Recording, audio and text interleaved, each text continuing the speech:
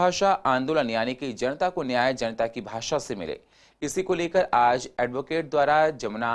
बाजार में स्थित प्राचीन हनुमान मंदिर से लेकर गौरी शंकर मंदिर तक पैदल मार्च निकाला गया, जिसमें वकीलों का कहना है कि कोर्ट्स में जो सुनवाई होती है वह इंग्लिश में होती है, जिसके कारण से क्लाइंट्स को परेशानियां होती हैं और क्लाइंट्स को पता चल पाता है कि जज और वकीलों के बीच केस को लेकर बात हुई है, जिसके बाद वकीलों को ट्रांसलेट करके क्लाइंट्स को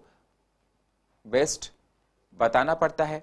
इसलिए वकीलों का कहना है सभी कोर्ट्स में हिंदी में सुनवाई होनी चाहिए, जिसको लेकर वकील आंदोलन को तेज करेंगे और जब तक मांगे पूरी नहीं होती हैं तब तक ये आंदोलन चलता रहेगा। इस वक्त हम मौजूद हैं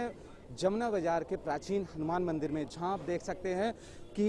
मेरे पीछे यहाँ पर कुछ वकील मौजूद हैं जो यहाँ पर होर्डिंग्स लेकर भारतीय भाषा आंदोलन, जनता को न्याय जनता की मांग भाषा में मिले। न्यायालय है उसमें जनता के भाषा में न्याय हो, क्योंकि हमारे यहाँ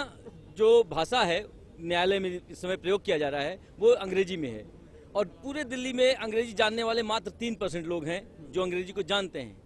लेकिन हिंदी सारे लोग समझ सकते हैं, अच्छे से समझ सकते हैं और उसको अपने को एक्सप्लेन भी कर सकते हैं कि हम कैसे उसको अपने भाषा में चुने। जिस व्यक्ति के न्याय के लिए हम कोर्ट में आए हैं उस व्यक्ति को भी समझना बहुत जरूरी होता है। जैसे हम कोई क्रॉस करते हैं, किसी से पूछते हैं तो अगला तो बता देता है, लेकिन क्या लिखा जाता है वो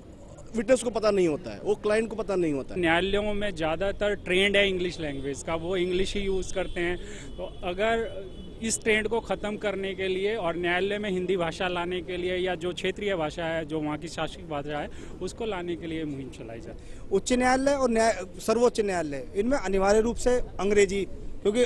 अनुच्छेद 348 सामने पहाड़ की तरह खड़ा है।